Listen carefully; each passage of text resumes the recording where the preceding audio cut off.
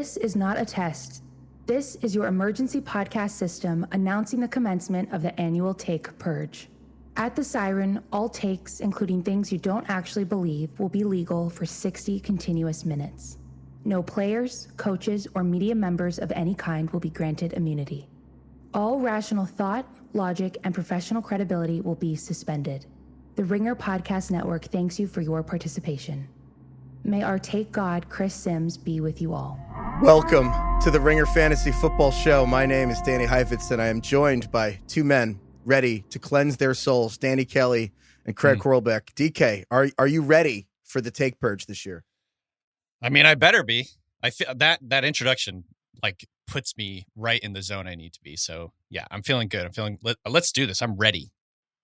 Craig, for the people who are perhaps, purging with us for the first time this year, would you like to give a short introduction to our annual ritual? Look, every year we have takes that bubble up like acid reflux, but you repress them. You need to keep them at bay until today, when we have this beautiful window of immunity where we get to say whatever we want and suffer no consequences from those statements. I don't know what's going to happen in there whenever this siren rings. I don't know what I'm going to say. Whatever I say, it's not me in there, okay?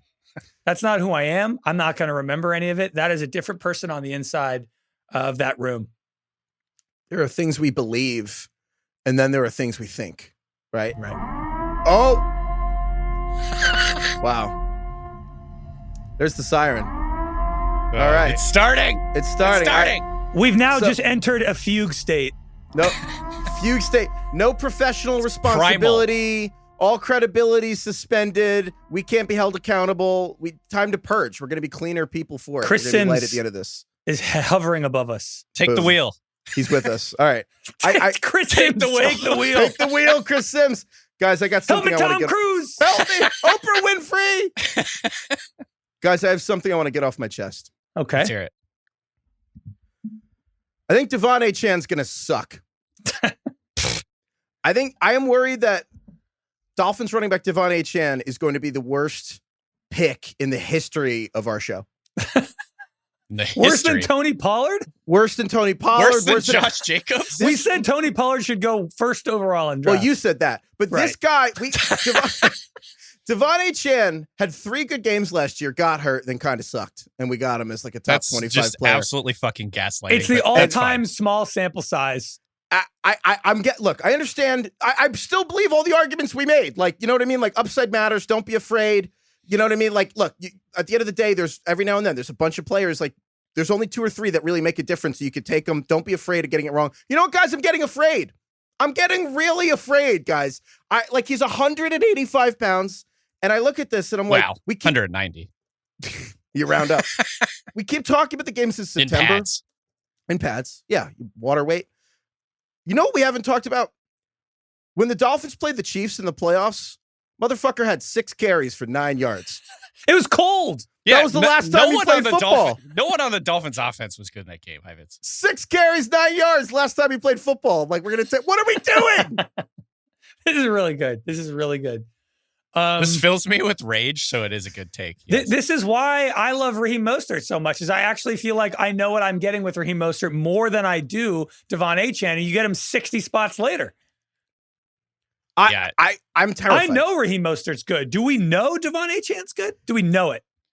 What are you talking about? We know he's good. I think the question is, like, is he going to get hurt? Is he going to DK, is he one of the best 7 running backs in the NFL? No, I like the talent question. I think is still up in the air. But isn't that what good means? He's insanely fast, and he's a perfect fit for this offense. Okay. I don't think you can be bad and do what he did last year. Also, it's like absolute hogwash that you say he only had 2 good games. Like, what are you fucking talking about? One of them was so good. He had 5 games over 20 points. Yeah, and another 3 of with them 12. before he got hurt. So you're just making up numbers. You're just using random numbers to make Isn't that what you're supposed to do now? You just make up things to No, support your I'm argument? saying he got 2 good games. What are you talking about? Half his rushing yards came in 3 games, and then he was injured. And I just keep thinking he's going to tweak his name. Look, I love Dave.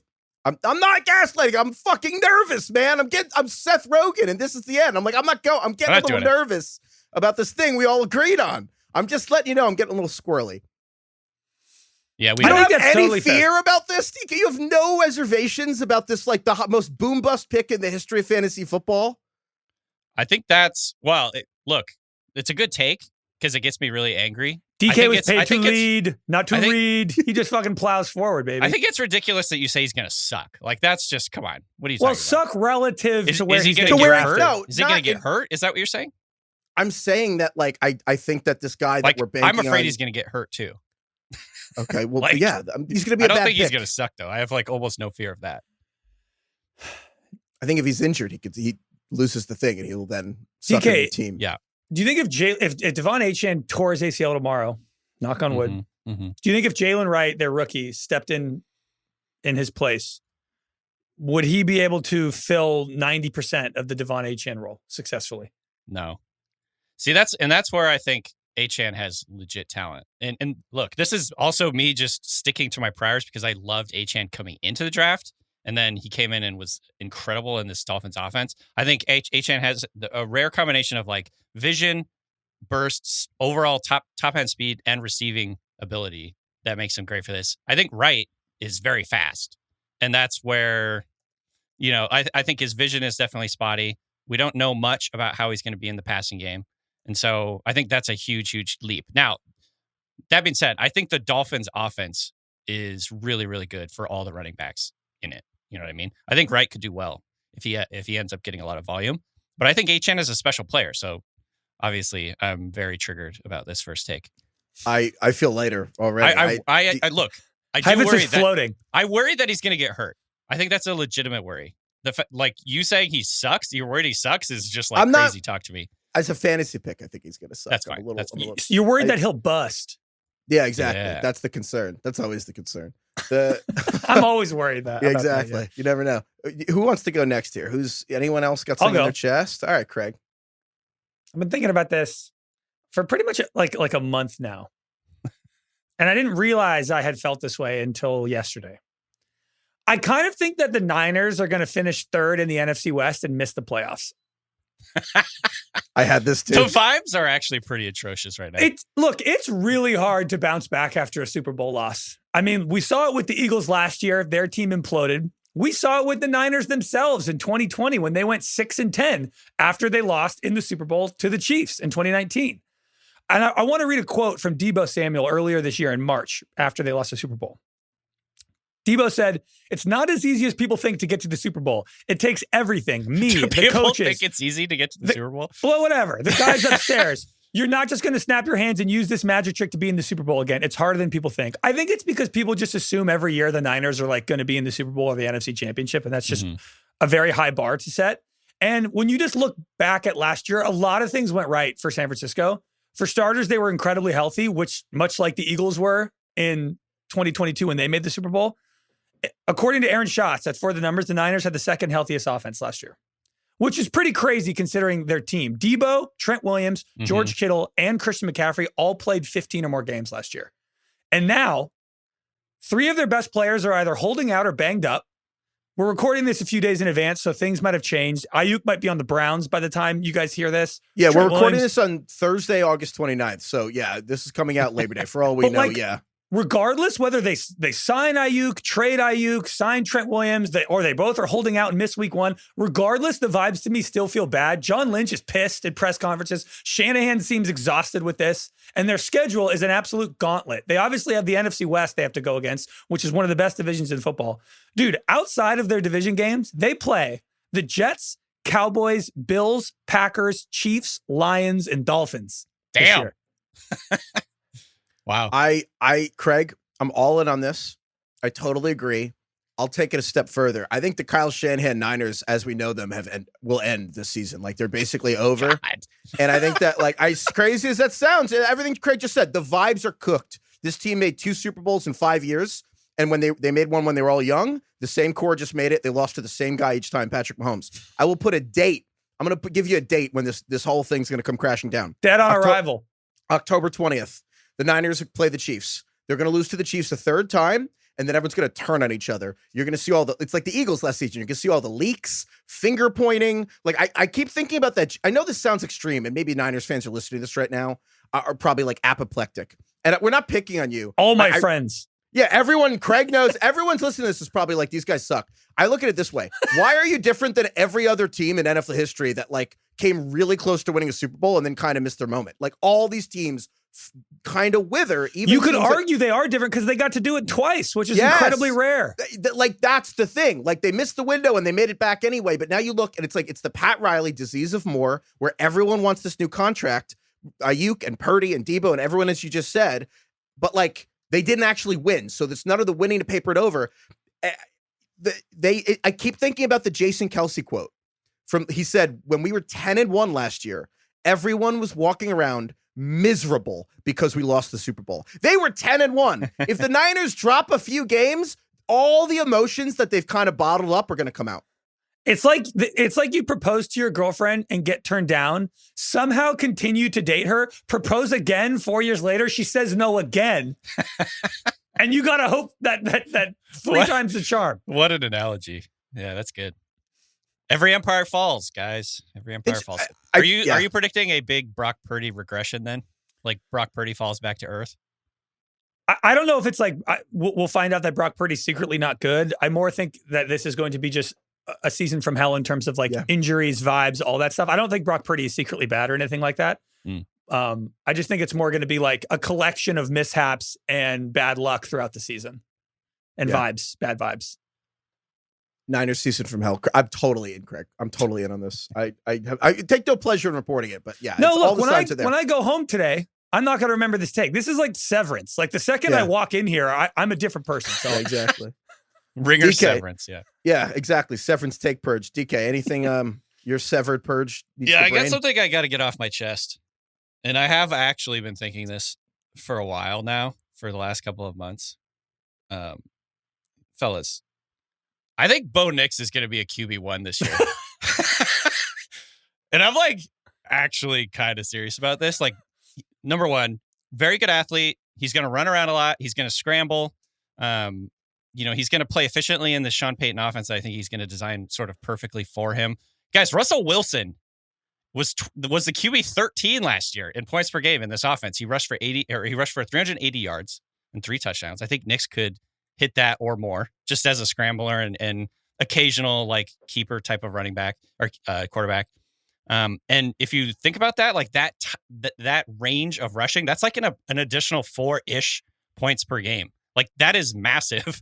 And I think he's going to be efficient distributing the football. I think Sean Payton, he just has a history of like making things work in this type of offense. Like he made Taysom Hill work. He made like Drew Brees, who couldn't throw anymore, work. He's MacGyver. So, like, I know we've been really hard on Bo Nix all offseason, basically. Boomer Bo, as Heifetz would say.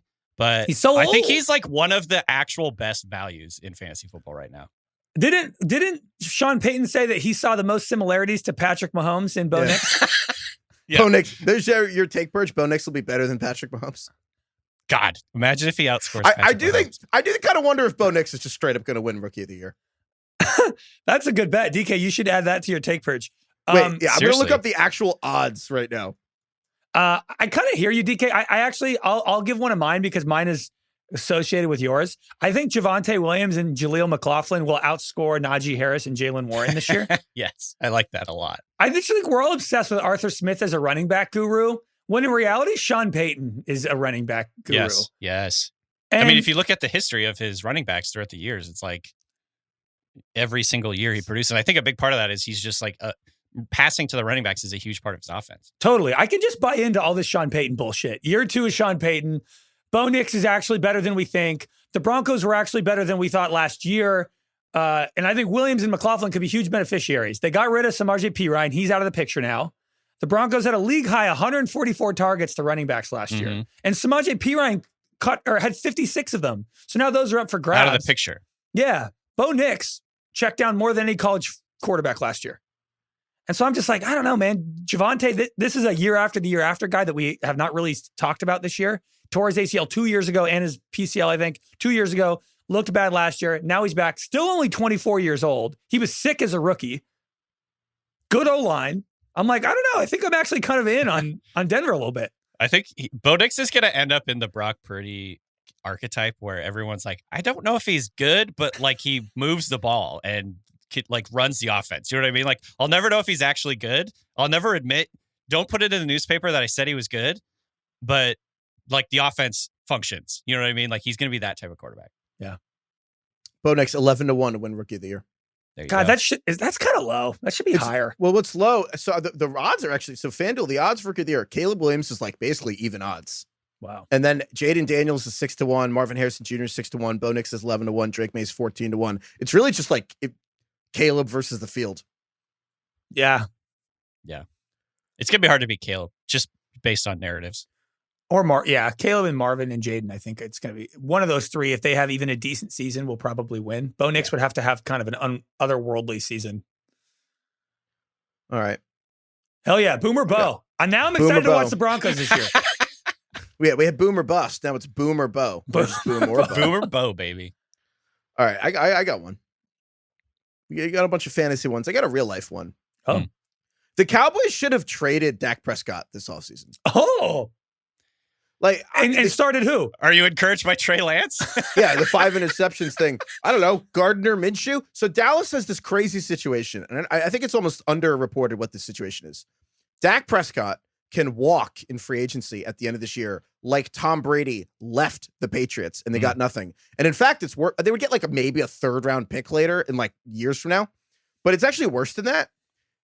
If Dak Prescott leaves in free agency at the end of this year, the Cowboys will have a $40 million dead cap hit next season. So they would have a $40 million chunk, 20% of their budget basically, for Dak Prescott to play for someone else. So if they don't get that, if he leaves, it's probably the worst contract mismanagement in the history of free agency in 30 years of the NFL having free agency. Like, it's probably the worst thing any team's ever done because Dak will be the best free agent ever. Like Tom Brady was better, but like Tom Brady was 43. Peyton Manning was mid-30s with a neck injury. Kirk Cousins wasn't as good as Dak. It's not crazy to think that Dak Prescott, if he left, would play for his next team longer than he played for the Cowboys. Like, that's possible that we're halfway through Dak's career. And he could just leave for nothing. First of all, that would be crazy if that happened. And then 2, if they re-sign him, it's going to be for like $65 million a year. This is for a team that is dead last in cash spending this year. Like even with the CD contract, they're up to 30th. They're competing against the Eagles, who are spending $100 million more in cash this year than the Cowboys. So I'm like, if they could, Dak Prescott now makes more per quarter than he used to make per year. And they couldn't win when it was like that. And now they had CeeDee Lamb and Micah Parsons playing on 4% of the Cowboys' budget. That's soon going to be 24%. So if Dak Prescott is going to cost 50% more than Patrick Mahomes, how are the Cowboys ever going to build a better team than they already had? They can't. They should have just traded Dak to the Raiders for 3 first-round picks. I just don't know what's the solution? You sign Gardner Minshew on a 1-year deal. You trade Dak. You trade Dak from multiple firsts to the Raiders. So the Raiders signed Dak to whatever the hell he wanted. Basically, if the Cowboys didn't want to give Dak, and maybe Dak has a contract by now and I sound dumb. If they didn't want to give Dak this contract, they should have sent him to the Raiders for a lot of firsts because now he can just leave, which is crazy. Why is he a $40 million cap hit next year if he leaves? Because they pushed the money out to the future because they didn't think, and that's the thing is they probably will re-sign Dak. I don't want to be alarmist. They probably will re-sign him. But that's the point. Dak has all the control. They're going to have to pay him way more than every other quarterback because no quarterback has this kind of leverage. So here's the thing, though. The Cowboys haven't made a conference finals in 30 years. How are they going to build a better team when they literally are now going to have to pay CeeDee, Micah, and Dak, and they weren't even paying CeeDee and Micah before? Yeah, like they're doing stars and scrubs. Yes. They're just they're just vibes. They're putting on a show, but they're not actually competing. Yeah, Bill's been on this about like 10 years from now. We're going to look back and be shocked that we were paying like 2 to 3 guys on a team $40 to $50 million a year each, and then just figuring it out with the rest of the team. The Cowboys remind me a lot of Lakers and the Yankees, where like you had George Steinbrenner on the Yankees and you had Jerry Buss on the Lakers, and they were incredible. And then they passed the teams to their kids, and they had like real rough patches literally as soon as the kids took over. And the Cowboys are just like under Jerry, like they're in this half transition between where Jerry's getting in the Ocean's 11 vault. Yeah. and then the kids are half running it, half not. And I don't know. I just think that they don't want to spend. They're just going to spend on 3 players. And like, if you're going to even get to this point, just let them fucking walk. Just trade them for picks. It's hard because the Cowboys are kind of in win now mode, though. Like, I mean, they're so close. They've won 12 games each of the last 3 years in the regular season. You're exactly right. But are you in win now mode if you were dead last in cash spending on August 24th? It's such a weird spot. This is what I've been thinking the whole time. I can't remember a team this good being this stressed about the future. You know what I mean? Yeah. It's just weird. Like, they have a lot of really good young talent, but they're like, oh God, what do we do with all this talent? I don't know what to do with it. They're literally like allegedly worth $10 billion, the most valuable sports team in the world, and they're dead, and they don't spend money. It's like either don't spend money or try, and they just like pick one. They're like LeBron in the movie Trainwreck when he like won't pay for coffee with Bill Hader at the cafe. Yeah, he's like, "You're fucking LeBron James. You're going to pay for my bill." I do have one purge related to this. Oh, a double purge. I think Jerry Jones's kids should kill Jerry Jones. Okay. It is a horrible bosses situation. Yeah, it's kind of like how Commodus kills his dad in Gladiator. Okay. Oh, geez. You know what I mean? Yeah. Jerry Jones said his kids could do it if he got hit by a car. He said that like a few days ago. And I'm like, Jerry, you shouldn't give them any ideas. They should trade for Rashee Rice. There you go. Just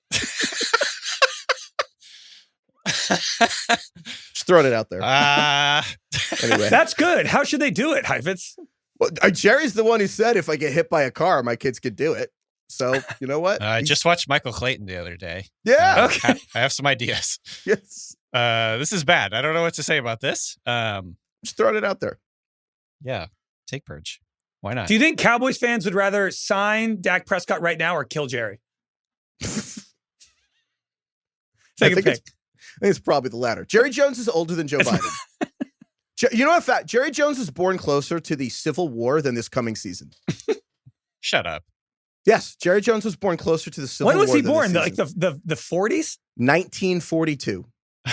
Oh my God. That's that 78. wild. He was born 78 years after the Civil War. Wow. He is 81 years old. Oh my God. So he's literally closer to the Civil That War is than this season. seriously wild. Just saying. Anyway. All right, you guys, anything you want to get off your chest?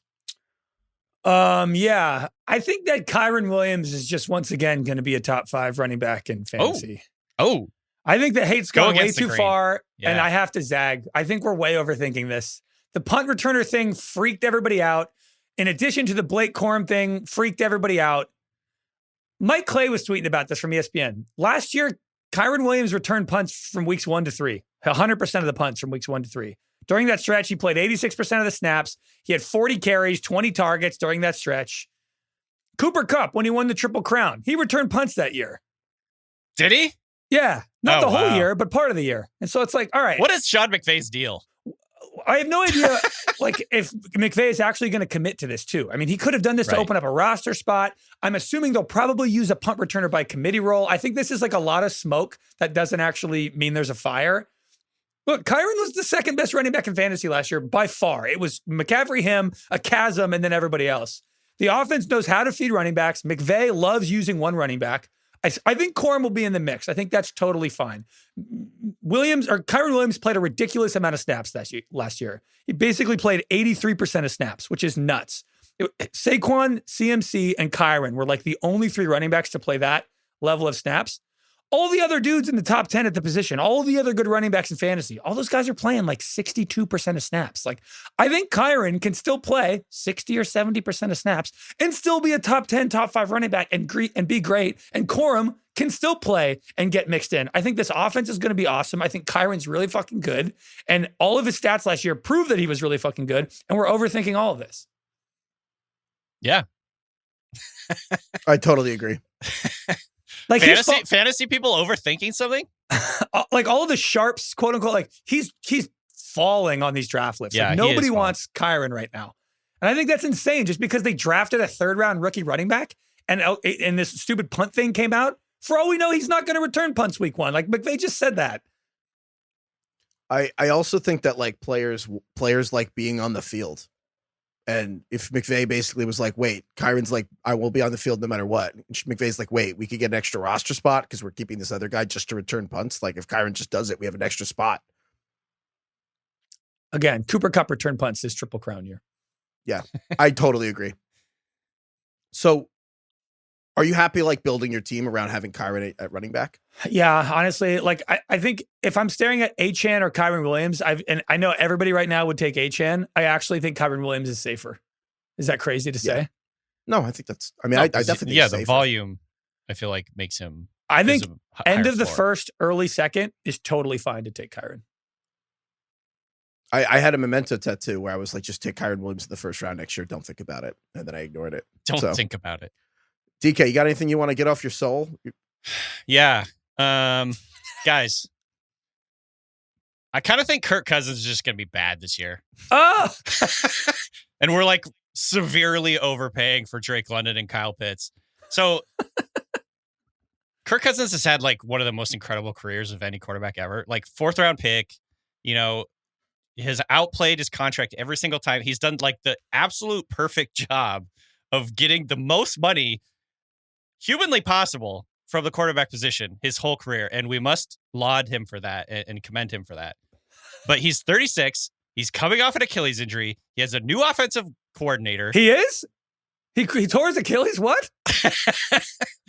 He has a new line, new targets, no chemistry with any of these guys. He's still, he's like, we don't even know if he's fully healthy at this point. I feel like the Falcons are telling us a lot by the things that they've been doing the last 6 months. What do you mean, dude? They just traded away Taylor Heineke.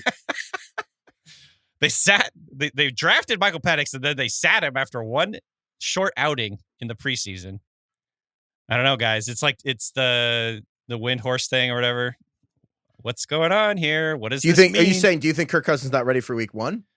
I think they're worried that he's not ready and or not healthy. And you don't think Penix is the answer there? No, I mean, Penix might be good. I'm just worried about Kirk Cousins. This is I don't funny know.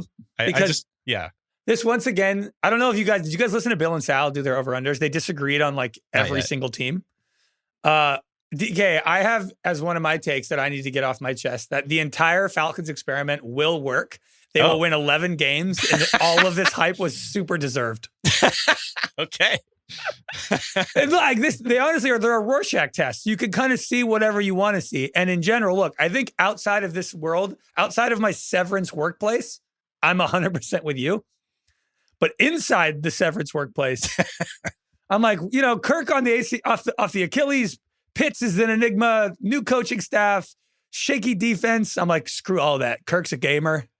Pitts is going to be awesome. This is his first time healthy with a good quarterback. NFC South stinks. That's true. Panthers and Saints might be both bottom 5 teams. The Bucs aren't that good. They added Matt Judon and Justin Simmons. The Falcons have the easiest schedule in the NFL this year. Craig, that's fuck. I saw that from Warren Sharp Football Analysis, or whatever, that the Falcons have literally the easiest schedule in the NFL. Yep. And I saw that after I had this take kind of like in my head and written down. And I'm like, okay, I'll stick with it. But I'm like, I don't know. Can I read you? The schedule thing definitely helps a lot. Let me read you their last 8 games of the season, the Falcons. Okay. Saints, Broncos, Chargers, Vikings, Raiders, Giants, Commanders, Panthers. Giants, That's a loss to the Falcons. Right. It'll be Drew Lock season by then. Yeah, I actually am totally with you on this, Craig. I think I like this a lot. The strength of schedule thing matters to me. And also, while we're here, I think the Michael Penix thing was a good pick. Fuck it. It's a good idea. Yeah. You know what? That's a good take. You know what? Like, they should have probably gotten their ducks in a row before they gave Kirk Cousins the $100 million. I'll admit it would be better to have figured out what you wanted. But if you think Michael Penix will be good, you should take Michael Penix. And you know what? I do think Michael Penix is actually going to be a really good quarterback. I do too. I think he's going to be great. They clearly did too. Here's my thing. What do you think was the most criticized draft pick of the last 10 years? Because I would say it was trading up for Jordan Love. And maybe it cost them a chance at a Super Bowl appearance, but it also maybe set the Packers up for another decade and a half. And the Penix thing is the most reviled draft decision since Jordan Love. And they're the same thing. Fucking thinking ahead. Sure. Failing to plan is planning to fail. Is Jordan Love the most criticized pick? I think so. I'll have to look back at the drafts. That doesn't ring true to me, but maybe it is. I don't know. I mean, look, I get it. But you want to quarterback's the most important position in football. You want to make sure you're good. You have a 36-year-old guy coming off an Achilles tear. Maybe just in case you get a guy who you really like. Oh, they didn't draft a defensive tackle. Big fucking deal. They just signed 2 that they know are good. Big fucking deal.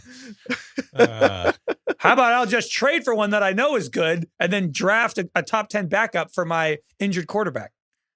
I'm in on this. Look, I'm just saying with the Kirk Cousins thing to wrap this all up, that the Falcons thing. I feel like a lot of people sort of play fantasy football when it comes to like projecting who's gonna fit with which team going forward. It's like there's so many variables in football, and if even one is out of whack, it can ruin everything else. And so I'm just like, Kirk Cousins going to a new team with entirely new coaches and supporting cast and receivers and everything. I'm just a little worried. That's all. Yeah, so the Falcons are a real headline team where like when you read it in a blurb, you're like, this sounds great. But it definitely is going to... It's like the dream team. Remember the Eagles? On paper. Yeah. It's going to go one way or the other. They're not going to be 8 and 9 or something. It's going to be a disaster or a triumph. 4 hours later, the Falcons are 8 and 9. All right, more purges coming. But first, football is back. And we say that a lot in these ads. But football actually is back. It's this week. The regular season, football's back. We made it. And there's no better place to get in on the NFL action than FanDuel, America's... What number sportsbook are they, Craig? If it's not number 1, I'm not interested. Number 1 sportsbook, FanDuel, because right now all customers can bet $5 to get a 3-week free trial of NFL Sunday Ticket from YouTube and YouTube TV, and then you'll be able to watch every regular season Sunday afternoon out-of-market game. So you could bet over-unders on teams. DK's taking the under on the Falcons. Craig's taking the over. I'm taking the over. I'm taking the under on the Niners, just like Craig said. I'm taking the under on the Niners. DK, over-under on the Niners. Win total. Going under.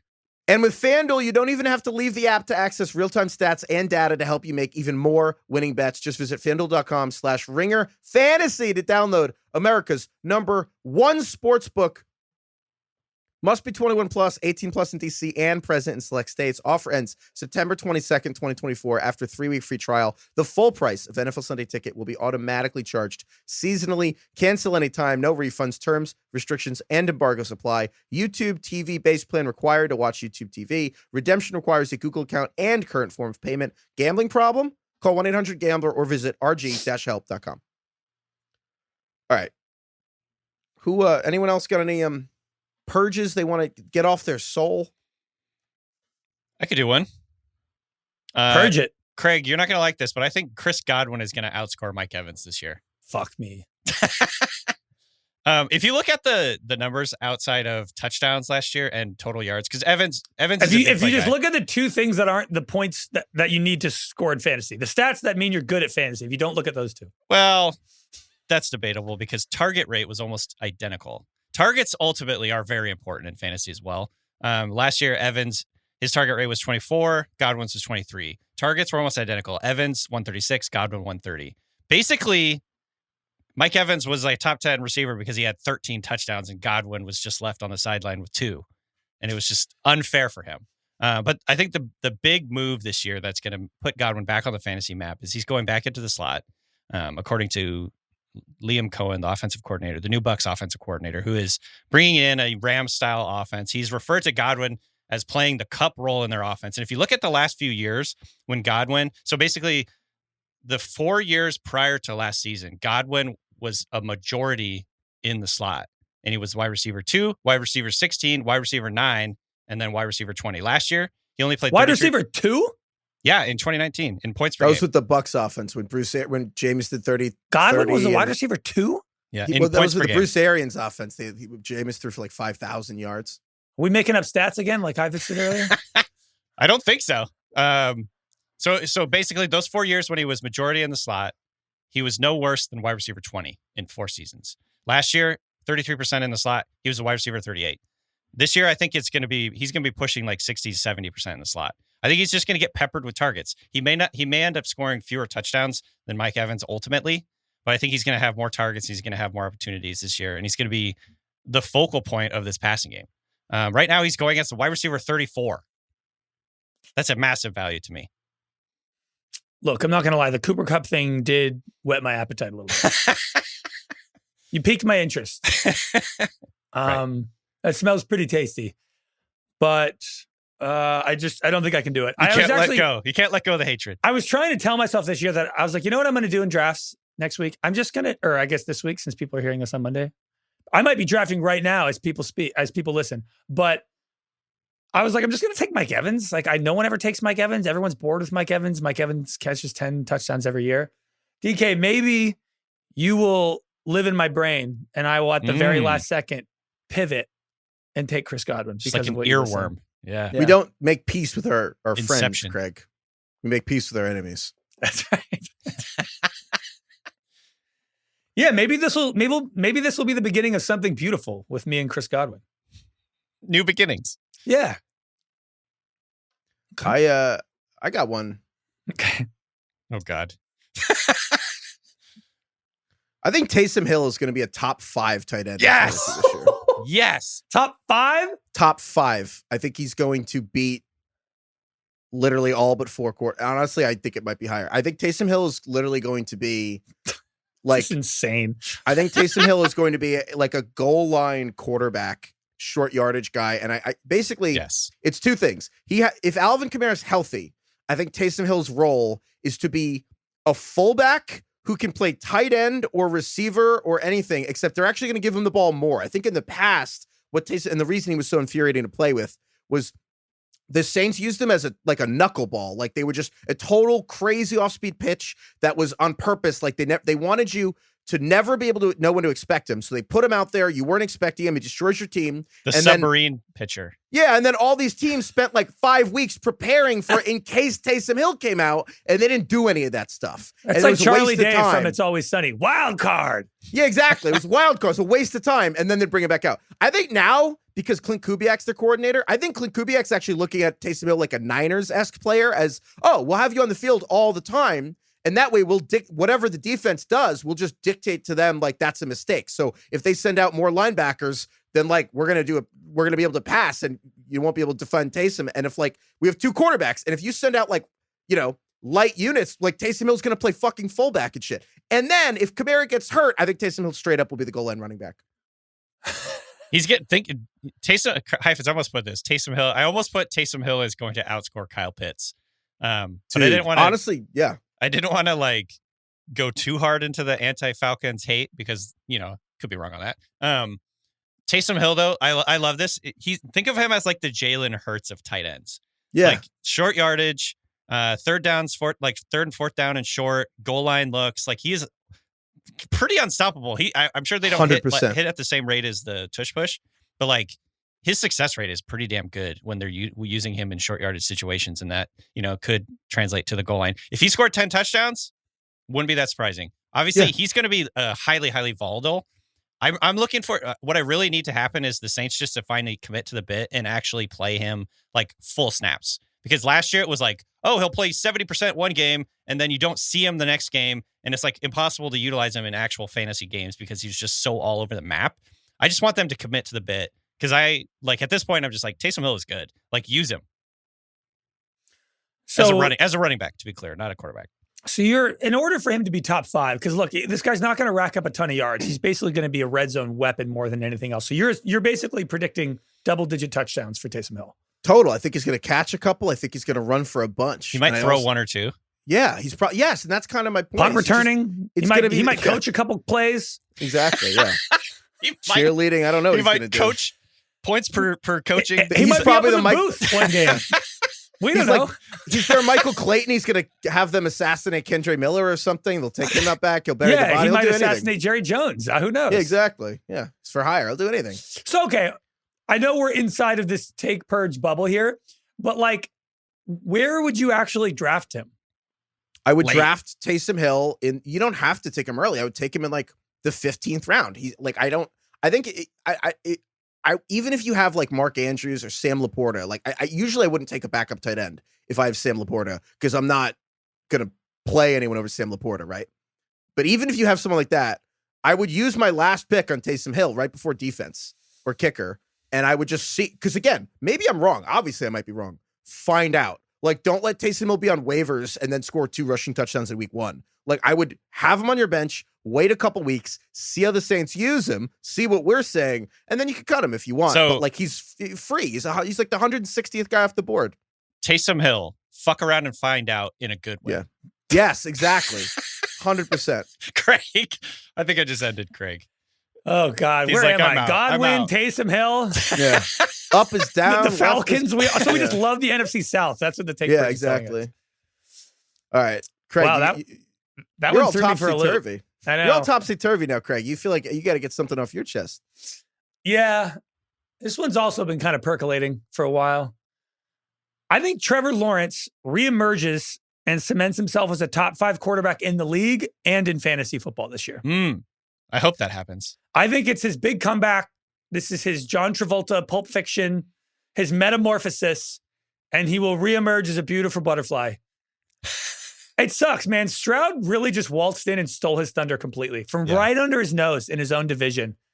And we've hit on this before, but like the first 3 years of Lawrence has been just really weird for a lot of reasons. Obviously, the Urban Meyer year 1, you can throw that in the trash. That was a fucking disaster. But he had a good looking year 2. He had that crazy comeback in the playoffs against the Chargers where he threw 4 picks and then threw 4 touchdowns to come back and win. And then last year, look, they started 8-3. And then he had like 5 different injuries. It was like knee, ankle, concussion. He was really beat up, but he played through every game. He got paid. I think a lot of people are now like, is Trevor Lawrence a bust? One of the worst contracts. How is he getting paid like all these other guys? There's like memes out there comparing him to Daniel Jones' stats. And it's like, is Daniel Jones just as good as Trevor Lawrence? That's tough. But yeah, dude, they were the most unlucky team in the year last year, the Jaguars of the year last year. I don't know. It doesn't feel right that he's so low now. It doesn't feel right that he's just like going outside the top 15 now in fantasy. This is a guy who can do everything on the field. He's mobile. He's got the arm. I think he is smart. This guy was going 7th or 8th off the board last year. Now he's going twice as late. I don't know. I just think this is Lawrence's. It has to be this year, or else we're in deep trouble with Trevor Lawrence. But I do believe in him as a player. Are there any other players that have had? I mean, I'm sure there are, but I can't think of any. Are there any other players that have very similar like career trajectories as him, where he kind of just like flounders for the first 3 years? How many years has he been in now? 3? Do you think he floundered? This was 4th year. Heifetz, yes, because people are still talking about him being a bust. I don't think a lot of people are talking about him being a bust. I think that's a narrative that's out there. He had a 28-point comeback in the playoffs. I feel like floundering means sinking. That was after I don't think he's seen as a top 10 quarterback in the league. No. Fair, I'm not saying that. I'm just saying I think that's the perception. I think if you get the average fan and you say name the top 10 quarterbacks in the league, not many mention Trevor Lawrence's. But he is. But I also think if you polled people Rotten Tomatoes style and be like, is this person above average? I feel like almost everyone would say yes, right? Yeah. Yeah. I would say above average for sure. I mean, could you compare his career a little bit to Justin Herbert or no? Yeah. I think the difference, I would say no, because Trevor Lawrence was closer to like Caleb Williams in hype than Justin Herbert. Herbert fell to the 3rd in that very draft. And a lot of people were like, we don't know about this guy. And then I agree though. Like, I agree that Trevor Lawrence is underrated. I don't think Trevor Lawrence is like that criticized. I think the Jaguars are just more irrelevant, honestly.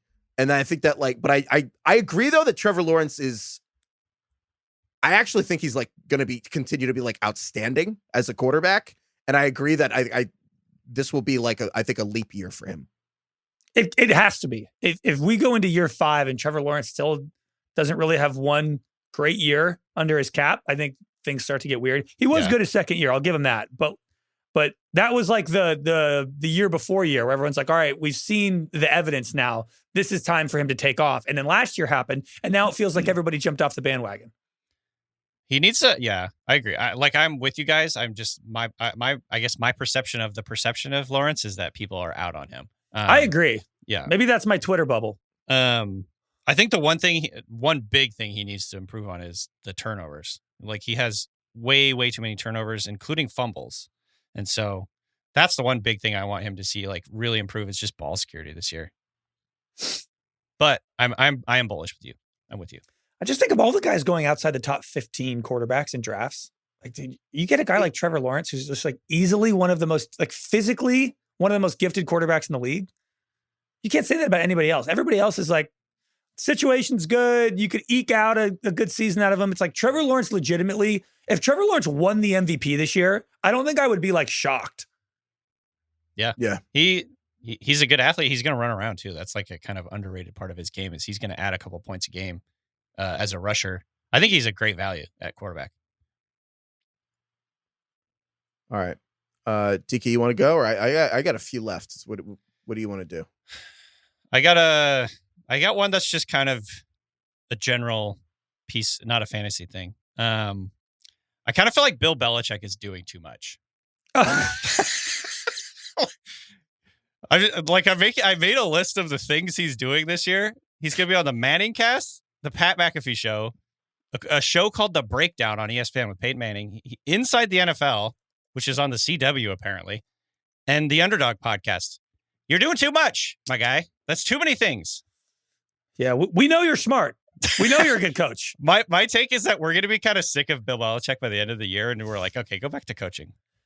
You know how like Robert De Niro is doing movies like Dirty Grandpa? It's like you don't need to be doing that, yeah.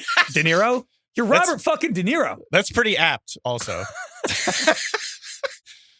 Considering his current dating habits. Yeah, it's like you don't need to make 3 movies a year. You're 80. That's also he's going from literally never talking in public to doing it every day. That's never saying anything of substance. He has to say something interesting every day. When was the last time he said something interesting ever? Do less. He showed up at the Tom Brady roast and did a shot with Bob Kraft. Like, what are we doing? I mean, that being said, I am excited to hear him talk, but this is just a lot. This is actually you gotta walk before you can run, pal. I kind of like that. There's always been this, is it Brady or Belichick thing when they were together? Who is more important to the team? They have such a rivalry now. It feels like the rivalry has continued off the field. Yeah, they're like, I fucking hate that guy. Oh yeah, Tom, you're doing Fox games? Fucking, I'm doing Manicast, 9 podcasts. I'm doing 5 shows, bitch. So this is a good opportunity. I have what I'm calling a Jay Baruchel list. Like from This Is the End when he's like, I bet, like Craig, it's like, I bet you hate things that are universally loved. Yeah. I have a list of people that everyone loves right now that people will turn on by the end of the season. Oh, okay. A lot of people are going to turn on these. Like their time is up. Like just like everyone loves you. You did your shtick. So Belichick fits right on this list. DK. I didn't even have him, but yeah, everyone's in on Belichick. Everyone loves Belichick, and it's like by the end, well, yeah. Number 1, Mike McDaniel. The shtick is up. Oh, great. This is great. Everyone loves Mike McDaniel. I love Mike McDaniel. I'm not even saying I'm going to turn on these people. I'm saying 100% people will turn on these people. The cocaine 80s outfit where he looks like Scarface's son. What are you alleging? No, not him. I'm saying he looks like a cocaine dealer. Like the outfit he had. That pause was way too long. It's like this is like when your friend's like, yeah, I'm dating a musician. And you're like, okay. And then 2 years goes by and it's turned out to be a complete disaster. It's fun for a while. Makes you feel young, sexy, doing new things. And the Dolphins makes you feel dangerous, but also safe. Yeah. It's so cool that they have the little emotions and like, oh, the Dolphins are fast. They have no fucking pass rush. They're gonna have to put up a bajillion points every fucking game. Bajillion points every game. They can't win in the playoffs. Everyone's turning on Mike McDaniel. Like that's to me is a given. I couldn't love that more. Great call. By the way, we got producer Carlos on the show today, and he's just fuming now. He's seething. He knows I'm right. He's actually dressed. Carlos is dressed like McDaniels from that press conference right now. Everyone likes Mike McDaniel. That will change. The Texans. Wow. The Texans. Not CJ Stroud. No one's going to turn on Stroud, but people are going to turn on the Texans. Everyone loves the Texans. They're an awesome story. Everybody, even Michigan fans, love CJ Stroud. He's the highest approval rating player in the NFL, period. I think more people hate Mahomes than hate Stroud. Is that right? Michigan fans like CJ Stroud? What Not are you really. basing that off of? It was hyperbolic. Okay. I'm saying like those are the only people left in America who don't like CJ Stroud. Sure. Everyone likes him. I don't know if people are going to turn on Stroud. They'll turn on the Texans, specifically Bobby Slowick, the offensive coordinator. Everyone's like, oh, genius head coaching. No. Here are the quarterbacks that the Texans defeated last year. I'm just going to read the quarterbacks that the Texans beat. Trevor Lawrence, Kenny Pickett, Derek Carr, Baker Mayfield, Joe Burrow, Kyler Murray, Russell Wilson, Will Levis, Gardner Minshew, Joe Flacco. You're winning the games you should win. I will give you now a smattering. You're not playing the quarterbacks. Stroud's playing the defenses. Yeah, that's what I'm saying. Stroud's not going to get the blame. Let me throw out some quarterbacks the Texans are going to play this year. Josh Allen, Aaron Rodgers, Trevor Lawrence, Caleb Williams, Jordan Love, Jared Goff, Dak Prescott, Patrick Mahomes, and then Christmas Day they get Lamar Jackson. Yeah. I think the Texans are going to miss the playoffs, and then you're going to have to put a head on a spike, and it's going to be Bobby Slowick. They're going to fire him. Heifetz. Serious. I love it. You really buried the lead there. I think Bobby Slowick, they're going to fire him. And then they're going to assassinate Bobby Slowick on live television. Yeah. They added Stephon Diggs. You get Taysom Hill to do it. If they add Stephon Diggs and they miss the playoffs, do you think they could keep the coordinator? Anyone's going to be like, yeah, well, he made Stroud good. I think Stroud made Stroud good. Nothing gold can stay, guys. But so when you say people are going to turn on the Texans, you just mean the Texans are going to play poorly. I think and everyone's going to turn on him. I also kind of think some people, like First Take, will turn on Stroud. He's too likable for everyone to turn on. I have other. Okay, wait, a few other ones. Tom Brady. If it's just these, well, you should have used these earlier. These are good. Sorry. No, Tom I like Brady. This. Yeah, everyone's going to turn on Tom Brady. Like if there was one theme to Tom Brady's career, it's the more he played and shut up, everyone loved him, and it's like a hot guy. The more he talks, everyone's just like, Jesus, what the fuck is this? Yes, Heifetz. This was sort of what I was workshopping with Belichick. Is like, my take was essentially going to be like, Brady and Belichick should just ride off into the sunset. Like their legacies are perfect, more or less. This is a theme in society in general. Nobody can fucking hang it up. Nobody can go away. Bob Iger was like the best entertainment CEO of all time, left Disney, and then it was like, you know what? I'm 72 years old. I'll come back. Yeah. Taylor Swift, top of the world, dating Travis Kelce, this incredible tour. And she's like, I'm going to release a double album right now, even though it's like half-baked. Just people need to learn that it's okay to go away for a little while. Tom Brady's now going to be an announcer, and we found out this week, it's Thursday, August 29th, that because he's partial owner of the Raiders, he is beholden to rules of owners, which means he's part owner of the Raiders. All those production people, like, they're in meetings. One of the reasons Romo predicted so many things, he was at practice. They're running a trick play. He's like, I think a trick play here, Jim. It's like, he fucking saw it. They told him they were going to run it in the situation. He fucking knew because they told him. And so Brady can't go to that stuff. So he's not going to be as good, frankly, as the other announcers. And he can't criticize the referees publicly because he's an owner. The owners can't do it. So the NFL can fine Brady if he does it. So not only are we going to hear Brady whinge about all the way that, like, the freaking young players couldn't do it like me. I know. Or on top of it, he can't even speak about the referees. Yeah, one of my takes that I was considering was that Brady's going to suck as a broadcaster. Yeah. I do think there's like Brady is at that level of celebrity where he's like not a real person. I feel like Romo is a real guy who just like wants to golf and have a beer. Brady is an alien. Brady's one of those people where it's like, he's going to be trying his best to seem like a normal person on air, and it's just going to come off weird. Totally agree. Also, Romo is like a good example of what Heifetz is saying is like Romo for a hot minute. I mean, he flew too close to the sun because he was everyone's favorite for 6 months or something. And now everyone's like, oh, God, Romo's on one today. You know, I still like Romo. I like honest. him too. I think he's still great, but like, super entertaining. I think the general perception is he's not any good anymore. I think he tried harder earlier. That's fair. Other guys, more people everyone loves, people are going to sour on. Marvin Harrison Jr. is going to be fine. Yeah. He'll be fine. I agree. Like, not great, not bad. Yeah, like we're Josh Norris at Underdog had an incredible tweet. Puka Nacua broke multiple rookie records for receivers last season and finished as the number 7 wide receiver in fantasy points per game. Number 7. Marvin Harrison Jr. is being drafted as like the number 9 wide receiver on like every platform. Yeah, he has to have like an all-time year. Yeah. We're expecting Marvin Harrison Jr. to be the best rookie receiver ever, more or less, which by definition seems like a stupid bet. Right. Yeah, he's going to have like 1,000 yards, 6 touchdowns. Yeah. He'll be really good. He'll have moments. Yeah. He'll be good. He'll be fine. Yeah, he had a good day though. Yeah. What did he finish? 28th? Yeah. He had a good day. I have list of just people who are going to sour. I have one last people are going to turn on. Not people turn. This is a little different. This one's going to be the one you guys hate the most. Us? You're going to hate me for saying this. No, I'm saying you were going to say people are going to turn on us for this show. Oh, that too. Well, that too. They're going to turn on me after this take. Joe Burrow is going to get the injury-prone label this year, and I actually think Joe Burrow is on the back 9 of his career. Look, I'm sorry, but Joe Burrow is injury prone. All right, well, maybe so. It's not a hot take, is what you're saying. He's been injured 5 straight years. What are we doing here? He came in number 2. He's in the top tier with Mahomes in the quarterback survey. Mike Sando just the players have Burrow high. I think Burrow legit is having a professional midlife crisis.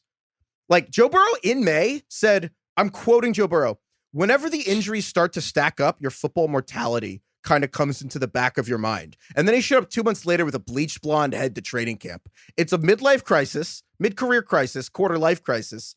And like ACL tear rookie injury, rookie year of the ACL tear, calf injury last year. He had to change his throwing motion because of the calf.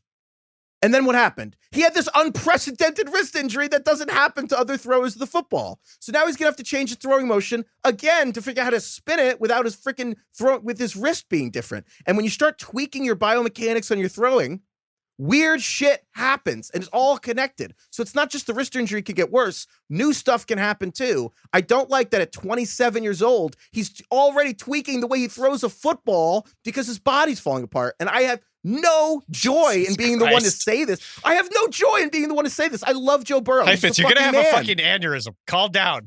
I feel like I'm taking crazy pills. Yeah, you sound like you're taking crazy pills. Do you think Joe Burrow spends more time in his 30s on the football field or on the Vogue runway? Dude, Jesus Christ. That's kind of what I'm saying. This sucks because I obviously love Joe Burrow, and I actually think we've now become like our reputation is that we hate Joe Burrow. Sometimes we'll get tweets. You guys, we not love me. Well, yeah, not me. For me, I love I think Joe Burrow's Burrow. like the coolest quarterback in the league. I think he's fucking awesome when he's healthy. It's the best. I think he'll be fine. It's one or the other. I feel like we're in a collective delusion where like I don't know if like Patrick Mahomes had an unprecedented wrist injury, I feel like we'd be talking about it. So a question for you, Heifetz, because I'm on your side here. I don't want to be, but I am. How many weeks will it take of Joe Burrow playing great for you to abandon this theory? I would, if he's like fucking ripping it still by like mid-October, then I'll be like, all right, this isn't as big of a deal. You just throw it all in the trash? No, I think it exists, but if he can make it through like mid-October and he's still fine, then like clearly it's not as big of a deal as I thought. Like if he looks great in mid-October, would you be like, yeah, I'll trade for Joe Burrow, I'll trade for Jamar Chase, everything's fine? Or are you still going to be hesitant like we are still flirting with the edge of the cliff here? No, I wouldn't, because again, it's one of those things where it's like he's tweaked his throwing motion. So it's like he's already compensating for existing stuff. And so nobody finishes the season healthy. So then you add a thing with your leg or whatever. And so I just don't like that he's already compensating for a leg and the wrist. And so then you add in a third thing that happens to you middle of the season. You know what I mean? And I just, there's more pressure on his arm because he gets the park and bark stuff. So we'll see. But also, maybe it's not that big of a deal. But it might be fine. I think I don't know. I feel like Debbie Downer. All right. You guys have any more?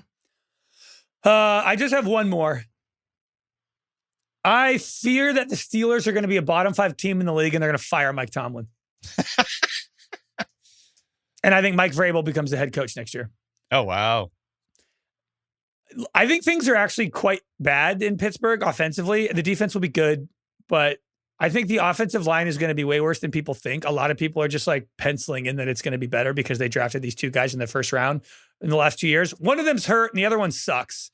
And their starting center's out for the year. They have the number 1 hardest schedule in the league. They have the shallowest wide receiver room in the league. They haven't won a playoff game in 7 years. And the playoff games that they have won since they won the Super Bowl were against A.J. McCarron, Matt Moore, Mark Sanchez, Alex Smith, and Joe Flacco. That's been the Steelers for the last 15 years. Do you think one bad year is going to cause them It's not one bad year. It's 10. Yeah, but they're always competitive, though. It's called bad no is man. relative. It's called no man's land. I actually kind of. Do they see it that way? You have to if you're the owner of a team. You want to go 8-8 every year and get blown out in the playoffs? That's the worst spot to be in. They're not going 8-8 every year. They've had like winning record every year. The last time they had a strong winning record, they were like the most fraudulent team in the league with Ben when they were 12-4.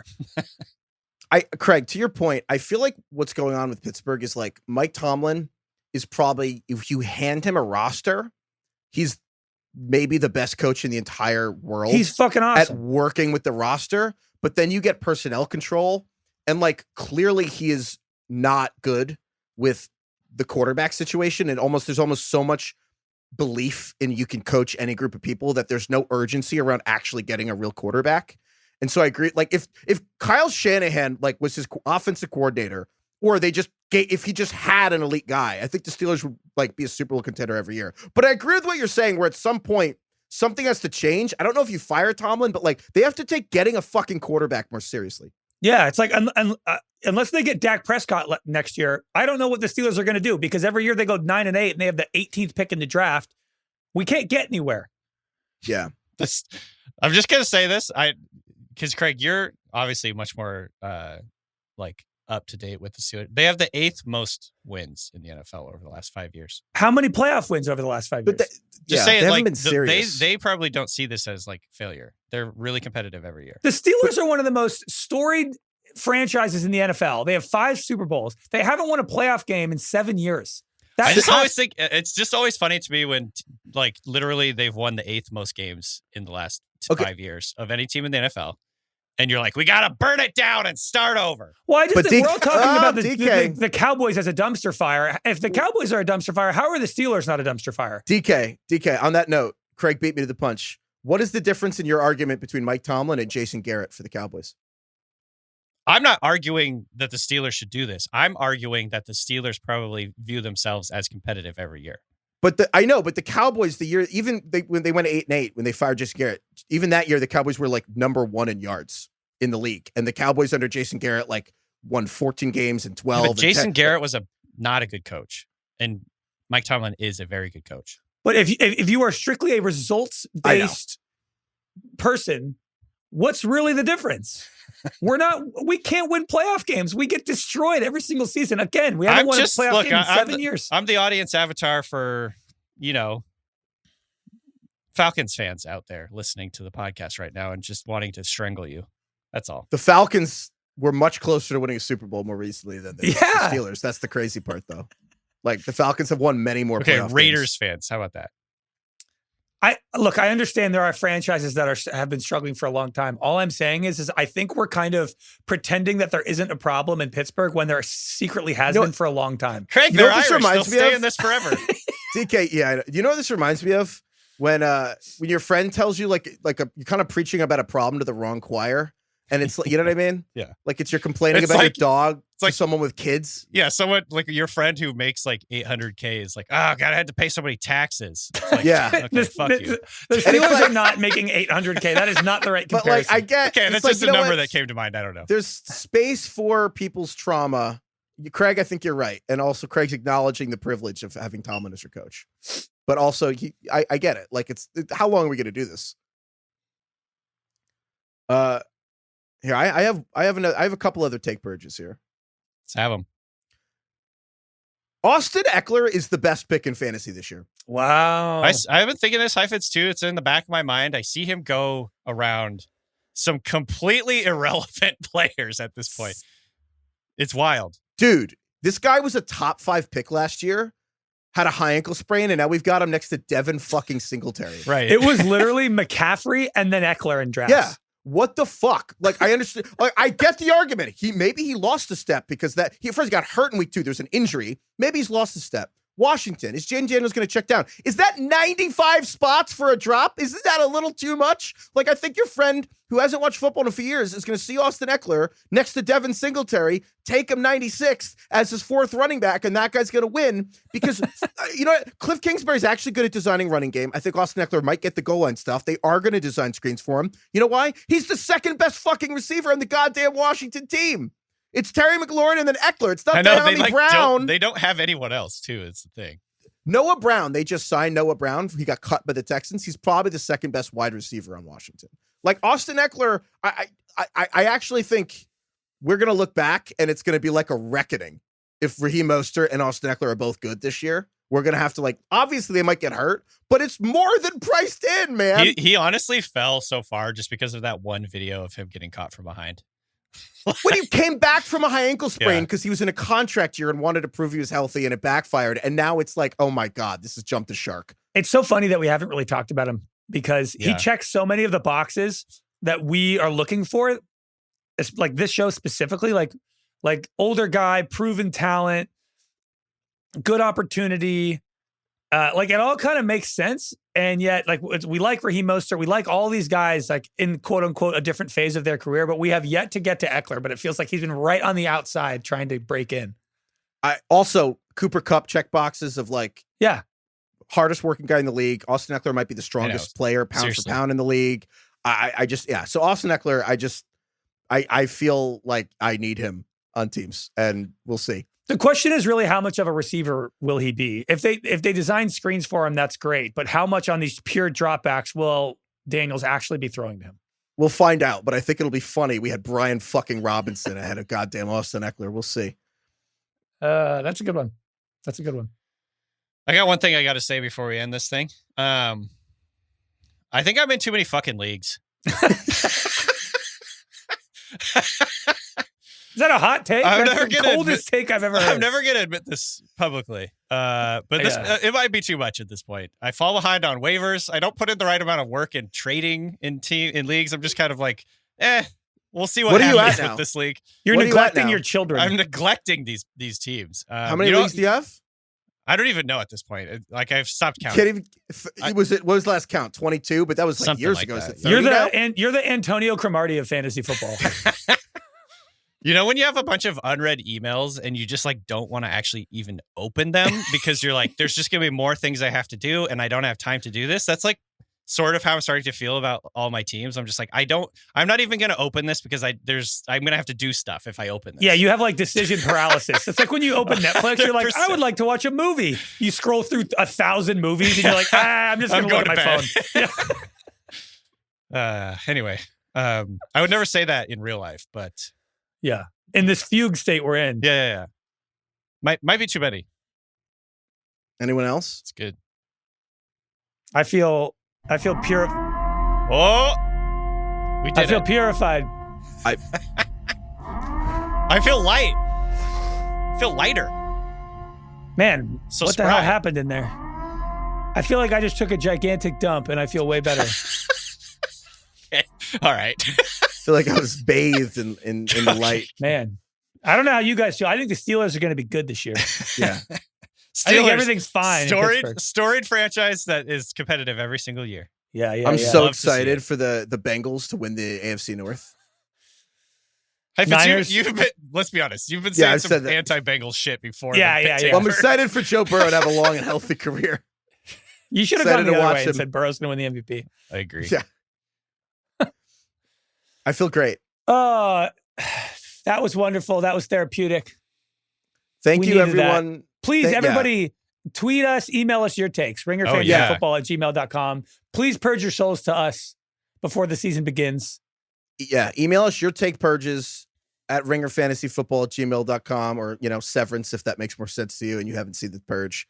And also, if you've made it this far and you've trusted us with your drafts, thank you. We really appreciate it. And just a reminder, we cover the whole season too. We got Sunday night recaps of the games. We have Monday Help. We do waivers. And then also, if you don't care about waivers, we do trivia too, which is honestly just as fun as the waivers part. We do Power Hour on Wednesdays. And we have previews of all the games on Fridays. So stick with us into the season. If you've had fun with us in August, then I promise you, we have a lot of fun during the season as well. You hear? Woo! Thank you, DK. Thank you, Craig. Good luck to everyone in your drafts. Thank you, Kai, for producing this episode. Thank you, Carlos. And of course, thank you, Lord. Thank you, REM. Nice. I feel like I don't maybe particularly. Recently. I completely missed REM. Like I obviously know the band, but for some reason they never clicked with me. They were never big for me, and I know they're huge and everybody loves them. And I know "Losing My Religion" is like one of the biggest songs, but for some reason REM never clicked. Well, it was a little early for you, wasn't it? So they did. When did they were like early 90s when 90s, they yeah. Like really. Yeah, there's a blind spot where there's like music you get from your parents, and then there's music that comes out to you. Yeah, but everything in between, it's kind of like TV shows where it's like you lose that. You know what I mean? And I think that like REM is in that zone for us, Craig, where like my parents would not have known who they were. No, but it wasn't like my when parents we were are young. like Fleetwood Mac and Journey. Exactly. And then I missed the 90s. But with TV, it feels like it's the opposite because all I watched growing up was 90s TV shows. Seinfeld, Friends, Everybody Loves Raymond, King of Queens, Will and Grace. Like I did all that stuff. But Rem is like early 90s, late 80s. It's not Rem? Rem. Rem's like it's Kiera. definitely not. REM. It's definitely not Rem. Fuck. I do this every time. It's fine. That's my point. I missed it. I have. Yeah. That's how we know Yeah, DK's done them before. Rem. We're going to swap out DK saying the bands. I called him Rem before. Sorry. Do you guys know? I'm on their Wikipedia. You know, they have other band names. They're also known as is Hornets Attack, Victor What? Mature, Bingo Hand Job. Bingo hand job. Yep. It Crawled from the South and Twisted Kites.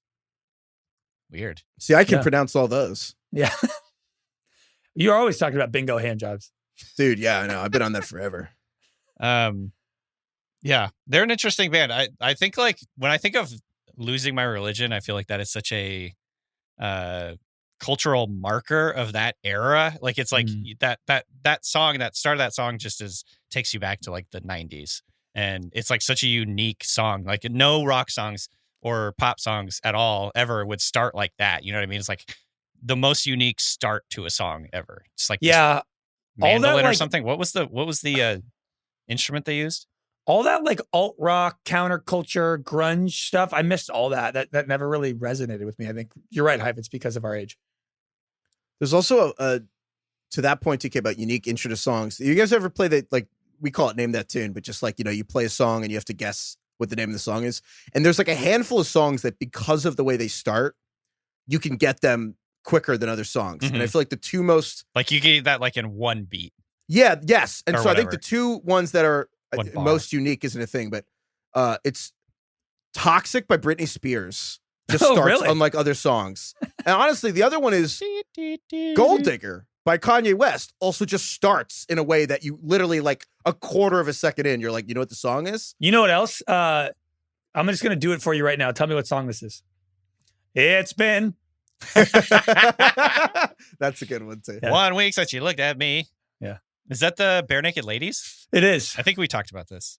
Yeah. Email us at ringerfantasyfootball@gmail.com if there are other songs that you need like half a second It's been It's to been. know what they are.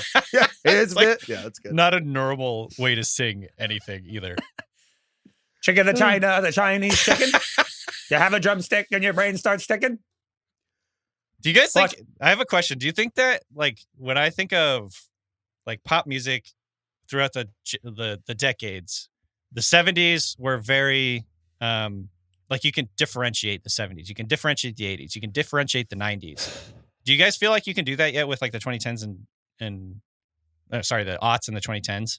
Like of like a distinct sound No, or not as much. style.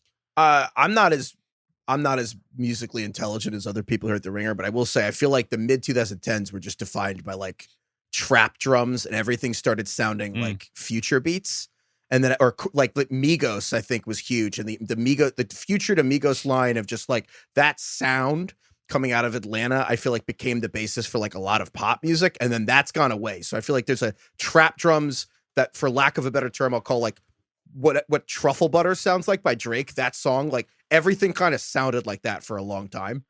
In Yeah. general, though, DK, I do think you are right. There's a really interesting lecture called "The Slow Cancellation of the Future" on YouTube, and this professor talks about, particularly with music, why nowadays it's kind of harder to tell what era a song is from. Like an Olivia Rodrigo song kind of sounds like it could be from like 2003.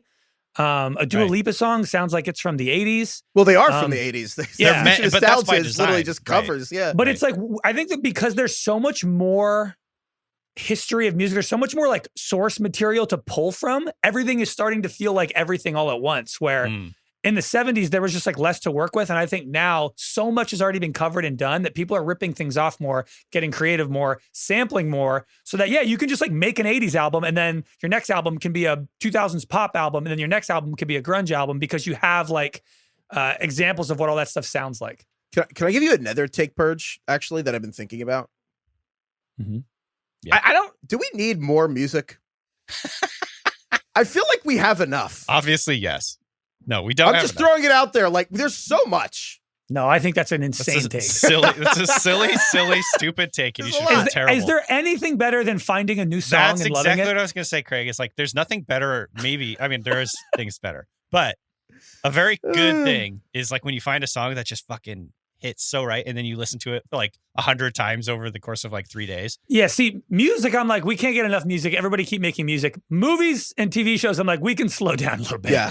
The Star There's Wars, too much content. I actually thought of this while Taylor Swift was doing her tour, and I'm like, I think we're good. We could just stop it here. Like, this is a good moment to end pause. this. We just pause. Let's enjoy pause. But then Chaperone Slow happened, down. and I'm like, all right, fine, we need new music. Right. But, yeah. So, that's the thing. yeah. There's nothing better. Yeah, Heifetz, that's a terrible take.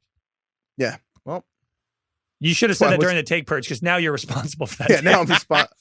I already disavow. I refuse. I rebuke that. Let's hear more bare naked ladies, Greg. It's been No, do it. 1 week since you looked at me. Dug a head on the side and said I'm crazy. I don't know every lyric. Oh, dude, that's a joke in Ted that in the 90s you can sing every song from the 90s with just vowels. Oh yeah. I got nothing left to do. A-E-I-O-U. A-E-I-O-U. Yeah. All right, goodbye, everyone.